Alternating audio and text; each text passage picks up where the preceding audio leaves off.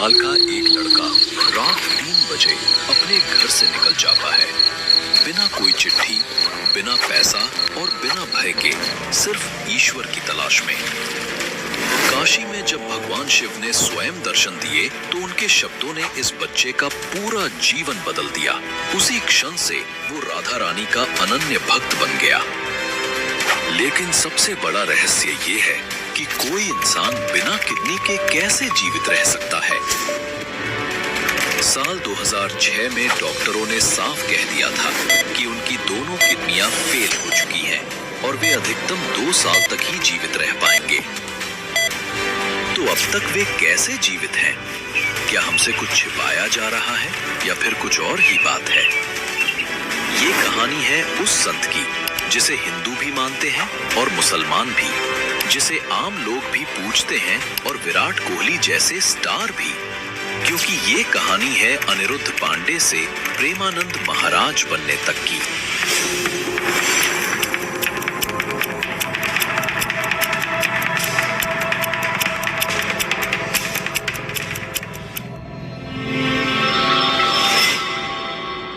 शुरू होती है साल 1969 में, जब उनका जन्म उत्तर प्रदेश के कानपुर जिले के अखरी गांव में एक ब्राह्मण परिवार में हुआ। उनका जन्म का नाम था अनिरुद्ध कुमार पांडे। उनके पिता श्री शंभुनाथ पांडे और माता रमा देवी गहरे धार्मिक विचारों वाले थे। परिवार में साधु संतों का आगमन और सत्संग नियमित रूप से होता था। आध्यात्मिक झुकाव सिर्फ माता पिता तक सीमित नहीं था, उनके दादा भी सन्यासी रह चुके थे और बाद में पिता ने भी सन्यास ग्रहण किया। यही कारण था कि बचपन से ही अनिरुद्ध के मन में ईश्वर भक्ति के बीज अंकुरित हो गए थे। बचपन से ही वे अपनी उम्र के बच्चों से अलग थे। जहां बाकी बच्चे खेलकूद में रुचि लेते, वहीं अनिरुद्ध अपना अधिकतर समय भक्ति गीतों, शास्त्र पठन और ध्यान में बिताते। 5वीं कक्षा तक पहुंचते पहुंचते वे गीता प्रेस गोरखपुर की पुस्तक श्री सुखसागर और अन्य पुराणों का अध्ययन करने लगे थे। घर में जब भी कीर्तन होता, वे पूरे मन से हनुमान चालीसा, सुंदरकांड या श्री कृष्ण गोविंद हरे मुरारी जैसे भजन गाते। सत्संग के दौरान वे अक्सर मन ही मन सोचते, क्या माता पिता का प्रेम सदा रहता है या नश्वर है? एक दिन तो सभी इस संसार से चले जाएंगे, तो फिर मेरा इस दुनिया में कौन है? मैं किसके पास रहूंगा? मुझे किसका सहारा है? धीरे धीरे उनके भीतर एक ही उत्तर स्पष्ट होता गया कि मेरे तो केवल भगवान है, उनके सिवा कोई नहीं। 13 वर्ष की आयु में उन्होंने अपने जीवन का सबसे बड़ा निर्णय लिया। जब वे 9वीं कक्षा में उत्तीर्ण हुए, तब उनके मन में ये स्पष्ट हो चुका था कि इस संसार में उनका कोई नहीं सिवाय ईश्वर के। यही सोचकर उन्होंने घर छोड़ने का निश्चय कर लिया। अनिरुद्ध अपनी माँ से सबसे अधिक स्नेह करते थे, इसलिए सबसे पहले उन्होंने अपनी माँ को ही ये बात बताई। उन्होंने कहा, अम्मा, हमारा मन करता है कि हम घर से भागकर भगवान की प्राप्ति करें। माँ ने मुस्कुराते हुए जवाब दिया, भागकर थोड़े ही भगवान मिलते हैं बेटा। अगर भगवान को पाना है तो बैठकर भजन करो। इस पर अनिरुद्ध ने दृढ़ स्वर में कहा, नहीं अम्मा, हमारा मन है कि हम बाबा जी बन जाएं। ये बात सिर्फ आपको बता रहे हैं। माँ ने सोचा, बच्चा है, किसी संत का सत्संग सुन लिया होगा, इसलिए ऐसे विचार आ रहे हैं। ये सोचकर वो फिर घर के कामों में व्यस्त हो गई। लेकिन अगले ही दिन प्रातःकाल लगभग 3 बजे, जब पूरा घर गहरी नींद में था, अनिरुद्ध ने चुपचाप अपने माता पिता को प्रणाम किया और घर से निकल पड़े।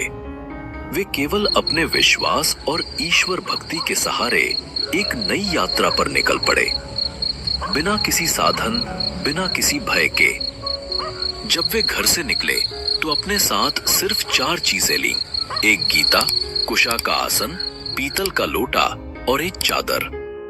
यही 4 वस्तुएं एक सन्यासी जीवन की मूलभूत आवश्यकताएं थीं। उन्होंने ना कोई पैसा लिया, ना अतिरिक्त कपड़े, ना ही खाने पीने का कोई सामान। रात के अंधेरे में वे घर से निकले और लगातार 15 किलोमीटर पैदल चलते रहे। सुबह होने तक वे एक जंगल में स्थित विशाल शिव मंदिर पहुंच गए। मंदिर पहुंचकर वे भूखे प्यासे 14 घंटे तक बैठे रहे। दोपहर के लगभग 12 बजे भूख से हालत कमजोर होने लगी। उन्होंने मन में सोचा, घर पर तो माताजी खिला देती थी, लेकिन यहाँ कौन खिलाएगा? क्षण भर के लिए मन में संशय आया, कैसे होगा, कौन देखेगा? लेकिन अगले ही पल उन्होंने स्वयं से कहा, मर जाऊंगा पर घर वापस नहीं जाऊंगा। निकला हूं तो भागवत प्राप्त करके ही मानूंगा। इतना सोचकर अनिरुद्ध शिवलिंग के सामने ध्यान में मग्न हो गए। तभी एक आवाज ने उनका ध्यान तोड़ा। उन्होंने देखा कि मंदिर के दरवाजे पर एक आदमी खड़ा था। उस व्यक्ति ने कहा, बेटा, यहाँ एक सूरदास स्वामी रहते हैं, क्या तुम्हें पता है वे कहाँ गए हैं? अनिरुद्ध ने शांत स्वर में कहा, मुझे नहीं पता, मैं तो अभी अभी यहाँ आया हूँ। वो व्यक्ति बोला, मैं स्वामी जी के लिए कमंडल में दही लाया था, अब वो है नहीं तो तुम ही पी लो, मैं इसे वापस नहीं ले जा सकता। ऐसा कहते हुए उसने दही का बर्तन अनिरुद्ध को थमा दिया। अनिरुद्ध ने अपने पीतल के लोटे से 3 से 4 लोटे दही पिया। पेट भर गया, पर दिल और आत्मा दोनों भर गए। वो व्यक्ति तो चला गया, लेकिन अनिरुद्ध वहीं बैठा सोचते रहे। मैंने तो किसी से कुछ नहीं मांगा, तो फिर ये दही ठीक उसी समय कैसे आ गया जब भूख से शरीर टूट रहा था? और तब उस 13 साल के बच्चे को समझ आया, ये कोई संयोग नहीं था, ये भगवान शिव का संकेत था। वे अकेला नहीं है, हर कदम पर कोई है जो उनका ध्यान रख रहा है। उस क्षण वो 13 साल का बालक शिवलिंग से लिपटकर फूट फूट कर रो पड़ा। ये आंसू डर के नहीं, बल्कि कृतज्ञता और ईश्वर के साक्षात्कार के आंसू थे। दूसरी ओर जब महाराज जी के घर वालों को पता चला कि वे घर से भाग गए हैं, तो सब घबरा गए। 3 दिन की तलाश के बाद किसी व्यक्ति ने बताया, एक गोरा सा लड़का वहां मंदिर में बैठा है। इतना सुनते ही पिताजी, बड़े भाई और परिवार के लोग तुरंत वहां पहुंच गए। जैसे ही महाराज जी ने पिता को आते देखा, उनके मन में भय और सम्मान दोनों उमड़ पड़े। वो बचपन से ही पिता की डांट और सख्ती से डरते थे। महाराज जी शांत होकर बैठे रहे। पिताजी ने 2 बार उन्हें खड़ा होने को कहा, पर उन्होंने कोई जवाब नहीं दिया, बस मौन साधे बैठे रहे। तीसरी बार जब पिता ने कठोर स्वर में कहा, मैंने 2 बार कहा, तुमने सुना नहीं, खड़े हो जाओ, तब महाराज जी ने सिर उठाकर दृढ़ता से कहा, हमारी ये जिंदगी अब भगवान के नाम है। हम ना तो घर लौटेंगे, ना आपकी ये बात मानेंगे। चाहे हमें काट डालिए, पर हम घर नहीं जाएंगे। ये सुनकर पिता का हृदय द्रवित हो गया। आंखों से आंसू बह निकले। उन्होंने अपने बेटे को सीने से लगा लिया और भावुक होकर 3 बार बोले, राम राम राम। फिर उन्होंने पुत्र को एक अद्भुत आशीर्वाद दिया, जाओ बेटा, अगर तुम बंजर भूमि पर भी बैठोगे तो वहां फूलों की वर्षा होगी। दुनिया की कोई शक्ति तुम्हारा बाल भी बांका नहीं कर सकेगी। पर याद रखना, अगर कभी किसी की बहन या बेटी की ओर गलत नजर डाली तो फिर तुम्हारा अंत निश्चित होगा। महाराज जी ने हाथ जोड़कर कहा, पिताजी, ये दिन कभी नहीं आएगा। मैं जीवन भर ब्रह्मचर्य का पालन करूंगा और कभी आपका विश्वास नहीं तोड़ूंगा। उस दिन के बाद महाराज जी अपने माता पिता से फिर कभी नहीं मिले, लेकिन उनके पिता का वो आशीर्वाद आज तक महाराज जी को संभाले हुए है। जीवन में कितनी भी मुश्किलें आईं, लेकिन हर बार भगवान की कृपा से सब ठीक हो गया। दोस्तों, अब शुरू होती है असली कहानी, लेकिन आगे बढ़ने से पहले वीडियो को एक लाइक कर। आपके लिए तो ये बस 5 सेकंड का काम है लेकिन हमारे लिए आपका आशीर्वाद है। अनिरुद्ध पांडे का अब सिर्फ एक ही लक्ष्य था, ईश्वर की प्राप्ति। इसी उद्देश्य से वे भगवान शिव की नगरी काशी की ओर चल पड़े। काशी पहुंचते ही उन्होंने सबसे पहले नैष्ठिक ब्रह्मचर्य यानी आजीवन ब्रह्मचर्य का व्रत लिया। उन्हें नाम मिला आनंद स्वरूप ब्रह्मचारी, और बाद में जब उन्होंने पूर्ण संन्यास ग्रहण किया तो उन्हें स्वामी आनंदाश्रम की उपाधि प्रदान की गई।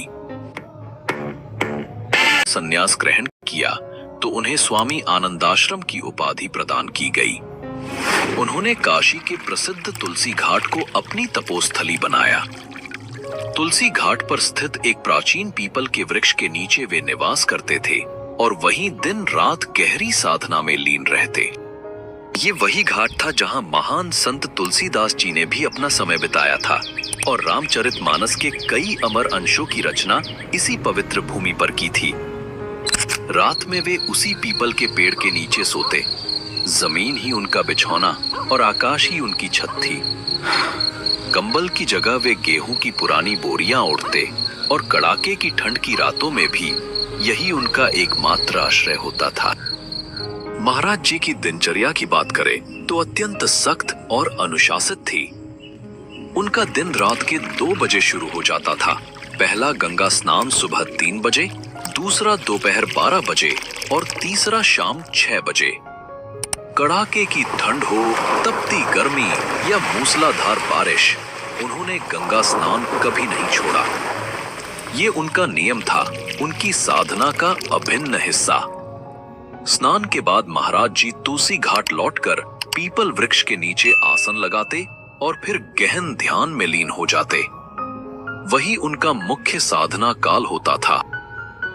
दोपहर के स्नान के बाद वे भिक्षा के लिए निकलते, पर उनकी भिक्षा मांगने की विधि भी निराली थी। वे अन्य भिखारियों की पंक्ति में बैठ जाते, सिर्फ 10 से 15 मिनट तक प्रतीक्षा करते। यदि उस दौरान किसी ने कुछ दे दिया तो स्वीकार, और यदि नहीं दिया तो वे गंगा जल पीकर भगवान का ध्यान करते हुए शांत भाव से उठ जाते। सबसे बड़ी बात तो यह है कि महाराज जी का पूरा जीवन आकाश वृत्ति पर आधारित था। इसका मतलब है बिना मांगे अपने आप जो मिल जाए उसी से जीवन यापन करना। भगवान की इच्छा से जो आए वही स्वीकार करना।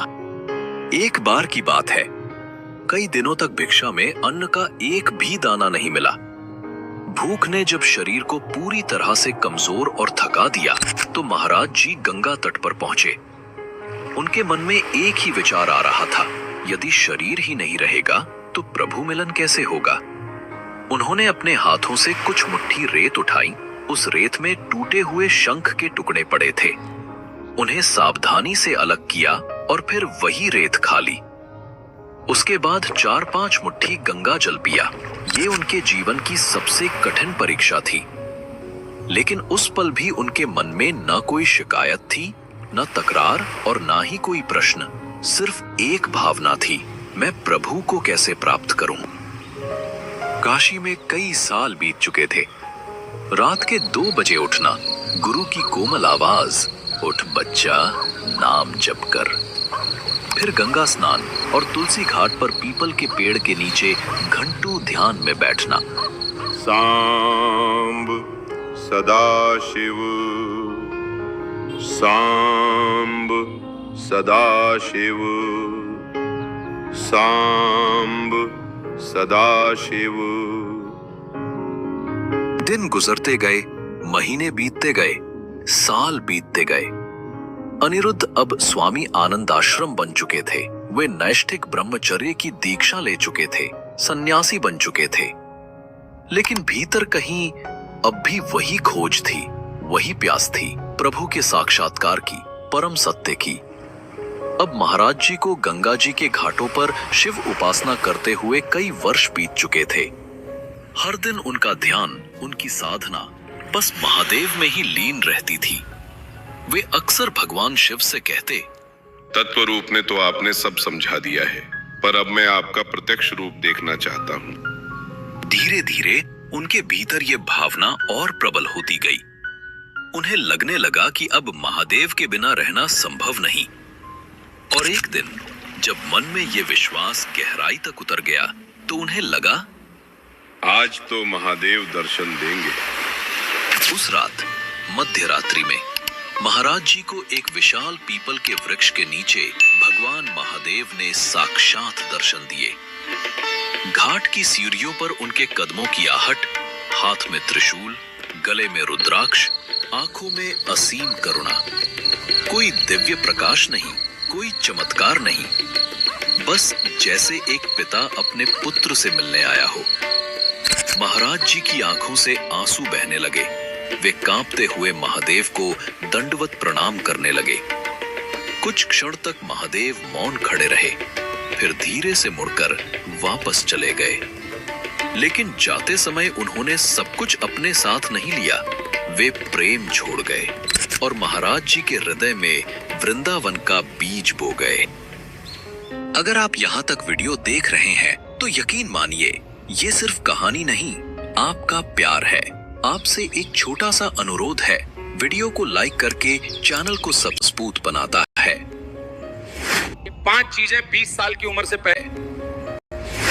एक दिन अचानक महाराज जी के हृदय में भगवान महादेव की कृपा से एक विचार उठा, कैसा होगा वृंदावन? पर उन्होंने उस विचार पर ज्यादा ध्यान नहीं दिया और हमेशा की तरह तुलसी घाट पर बैठकर महादेव का ध्यान करने लगे। अगले दिन अचानक एक संत महाराज जी के पास आए। उन्होंने कहा, काशी में हनुमान प्रसाद पोद्दार अंध विद्यालय है। वहाँ दिन में श्री राम शर्माचार्य जी की चैतन्य लीला और रात में रास लीला का आयोजन हो रहा है। महात्मा, चलिए दोनों लीलाओं का दर्शन करने चलते हैं। महाराज जी ने कभी रास लीला नहीं देखी थी। उनका स्वभाव था एकांत प्रिय, ध्यान मग्न और शांत। उन्होंने मुस्कुराकर कहा, आप जाइए, मुझे आवश्यकता नहीं है। पर बाबा जी कहाँ मानने वाले थे।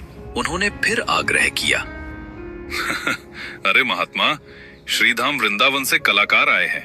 पूरे 1 महीने तक ये लीला चलेगी। चलो दर्शन कराते हैं, बड़ा आनंद मिलेगा। महाराज जी ने थोड़े कठोर स्वर में कहा, आप जाना चाहे तो जाइए, मुझे इसकी कोई आवश्यकता नहीं। मैं अपने ध्यान में ही प्रसन्न हूँ। आप मुझे क्यों बार बार परेशान कर रहे हैं? लेकिन वो संत डटे रहे। अरे महात्मा, बस एक बार मेरी बात मान लो। एक बार मेरे कहने पर चलो, फिर दोबारा नहीं कहूंगा। महाराज जी ने गहराई से उनकी आंखों में देखा और मन ही मन सोचा, शायद इसमें महादेव जी की कोई इच्छा हो। ऐसा सोचकर उन्होंने संत की बात मान ली और उनके साथ लीला दर्शन के लिए चल पड़े, बिना ये जाने कि ये यात्रा उनके जीवन का सबसे बड़ा मोड़ बनने वाली थी। लीला देखकर महाराज जी अति आनंदित हो गए। अब तो ऐसा होता कि रास लीला प्रारंभ होने से पहले ही वे वहां पहुंच जाते। दिन में वे चैतन्य लीला और रात में रास लीला के दर्शन करते और हर दृश्य में उन्हें भक्ति का अद्भुत रस अनुभव होता।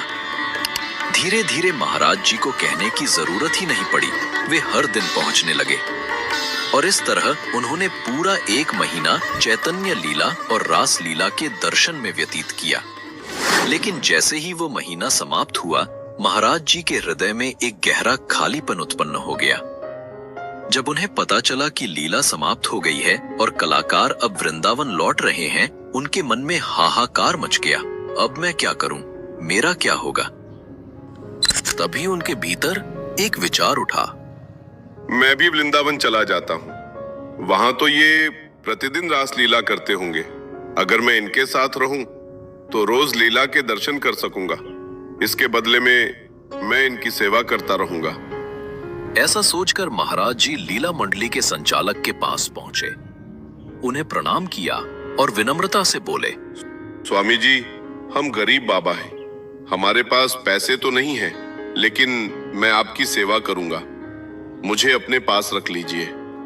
संचालक महोदय मुस्कुराए और बोले, अरे नहीं बाबा, ऐसा तो संभव नहीं है। ये कैसे हो सकता है? महाराज जी ने सरल हृदय से कहा, स्वामी जी, मैं कुछ नहीं चाहता, बस रास लीला देखना चाहता हूँ। ये सुनकर संचालक महोदय ने प्रेम पूर्वक कहा, बाबा, तुम बस एक बार वृंदावन आ जाओ। बिहारी जी तुझे छोड़ेंगे नहीं। महाराज जी कहते हैं, इस एक वाक्य ने मेरा जीवन बदल दिया। मैंने इसे गुरु मंत्र मान लिया और संचालक महोदय को अपना गुरु। उस दिन से उनके मन में एक ही लगन, एक ही ज्वाला जल उठी, अब मुझे वृंदावन जाना है। हर हाल में। एक महीने तक लीला दर्शन करने के बाद महाराज जी फिर अपनी पुरानी दिनचर्या में लौट आए।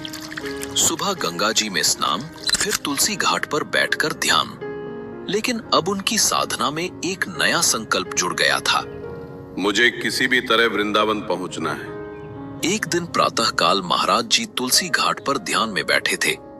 उसी समय पास स्थित संकट मोचन हनुमान मंदिर के बाबा युगल किशोर जी प्रसाद लेकर उनके पास आए और बोले, लो बाबा, प्रसाद ले लो। महाराज जी ने पूछा, हमें क्यों दे रहे हो? बाबा ने मुस्कुराकर कहा, महादेव जी की प्रेरणा हुई है। महाराज जी ने फिर पूछा, क्यों प्रेरणा हुई? हमें ही क्यों दे रहे हो? और भी तो बहुत लोग हैं, उन्हें दे दो ना। बाबा युगल किशोर जी शांत स्वर में बोले, पता नहीं क्यों, लेकिन प्रेरणा सिर्फ आपके लिए हुई है। जब महाराज जी ने देखा कि ये भावना निष्काम और सच्ची है, तो उन्होंने विनम्र भाव से प्रसाद स्वीकार कर लिया। फिर बाबा बोले, बाबा, पास में ही हमारी कुटिया है, आप वहां रुक जाइए। महाराज जी ने कहा, नहीं, हमारा नियम है कि हम किसी गृहस्थ के दरवाजे नहीं जाते। आकाश वृत्ति से जो मिल जाए वही पर्याप्त है। बाबा ने तुरंत कहा, अरे नहीं महाराज, हम गृहस्थ नहीं हैं, हम भी बाबा जी हैं।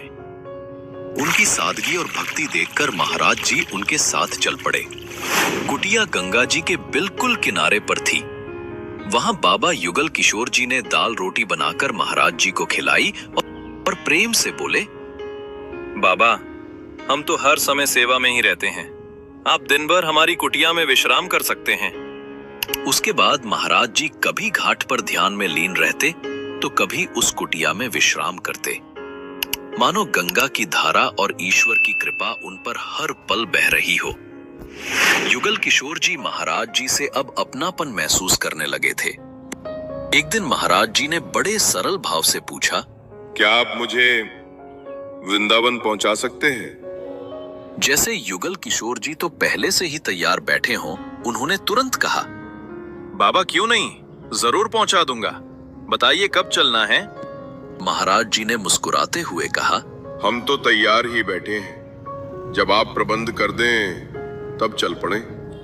युगल किशोर जी ने कहा, ठीक है बाबा, कल की तैयारी कर लीजिए, मैं ही ले चलूंगा। ये सुनकर महाराज जी का हृदय आनंद और रोमांच से भर गया। कल मैं वृंदावन जा रहा हूं। चूंकि काशी से सीधी कोई गाड़ी वृंदावन नहीं जाती थी, इसलिए युगल किशोर जी महाराज जी को पहले चित्रकूट लेकर गए। वहां उन्होंने 2-4 दिन ठहरकर व्यवस्था की और फिर प्रेम पूर्वक महाराज जी को वृंदावन जाने वाली गाड़ी में बैठा दिया। और यहीं से शुरू होता है एक नए अध्याय का आरंभ, जहां एक साधारण बालक बनता है प्रेमानंद गोविंद महाराज।